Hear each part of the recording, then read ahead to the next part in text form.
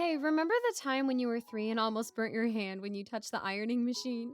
My mom says while chopping tomatoes for dinner. Yeah, I was stupid back then, I say while I iron her clothes out. Well, you still are, she retorts wittily. I let out a chuckle. I love being here. I grew up here as a kid, and so the folks here are pretty warm towards us. And although the apartment is awfully small, it feels comfier than my bungalow.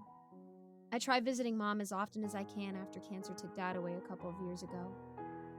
The rain outside intensifies. You know, my doctor says that having almonds with honey is good for memory, Mom explains. So you've included it in your diet? Nah, I always forget about it. We both laugh. Over the years, we've both developed a friend-like bond, which helps us in sharing things we otherwise wouldn't have shared. I'll be back, she says as she nods towards the bathroom. I give a slight nod and continue with my ironing. As time passes, I realize that it has almost been 15 minutes since she's gone to the bathroom. She should have been back by now. I set down the machine and make my way to the bathroom, knocking gently on the door. I don't get a reply. The light inside and the sound of water running are enough for me to assume that she's still in there, but I knock again. I hear a single knock back. Assuming everything is okay inside, I come back to the living room. To my utter disbelief, I see my mom sitting on the couch and still cutting tomatoes. She looks up and flashes me a smile. What? That's all I'm able to say. She doesn't answer it. I calm myself down. I don't reason with myself right away. I look for more information. Trying to keep my voice steady, I ask her, "Weren't you in the bathroom right now?"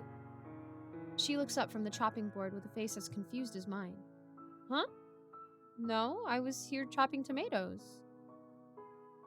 I try to find some logic in the situation. Perhaps she didn't go to the bathroom after all. But that doesn't explain the light being on and the water running. Perhaps while I was outside the bathroom, she had already come back out but forgotten to turn the lights and the tap off? But I would have seen her come back had this happened. And none of this explains the knock that I heard.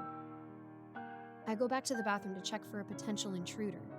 The rational part of me argues that no intruder can come in through our tiny bathroom window, but I push that thought aside for a while as I enter the bedroom and make my way towards the bathroom. I'm left perplexed when I see the bathroom door open and the lights and the tap turned off. None of it makes sense. I feel my t-shirt clinging to my skin and drenched in sweat. The air feels too stuffy now. Like a thunderbolt, a thought hits me. Mom, I need to go check in on her. With a rush of adrenaline, I jump across the bed and dart through the hallway to the living room. I don't see her on the couch where she was sitting before. I check the kitchen. The sound of silence receives me. I return to the bedroom once more, knowing deep down that I will not find her there. I call her cell phone in despair. I hear it ringing outside in the living room. I dash out of the apartment, not bothering to put on shoes. I feel the wet floor against my bare feet. Within seconds, I'm in the apartment's parking lot, maneuvering my way past every parked car looking for Mom. I'm greeted with nothing but silence and darkness. As desperation starts to creep in, I feel increasingly helpless. I run out of the parking lot and into the empty street. I see families at their homes enjoying their dinner. I see brothers playing video games, couples watching movies. I move past them, towards the end of the street, scanning every square inch of my surroundings. I don't see Mom anywhere. I call the police. Initially, they suspect me for the disappearance of my mother. Over time, they realize that I'm not guilty. I don't talk about that incident with anyone, not even my family. All of it is still too raw, too fresh. I need to know if Mom's ever going to come back.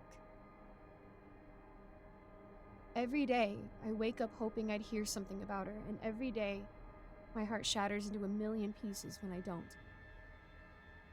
Her case has already been put with several other missing persons cases, where eventually, it will be forgotten.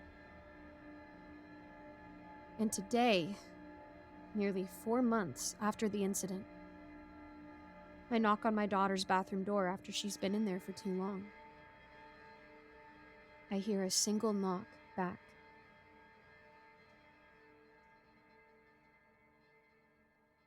Hello, everyone. Thank you so much for listening to this narration. I just wanted to give a quick thank you to all of my patrons who are subscribed over at my Patreon. We have a great big thank you from me to you, Alonzo, Kozak, Icy Narrates, Jesse Hartley, Andreas Anderson London, and Geek Sanctuary. Thank you guys so much for supporting me. If you would like to support too, just check out the links in my description. And thank you again for listening. I hope to see you all in the next video. Bye-bye.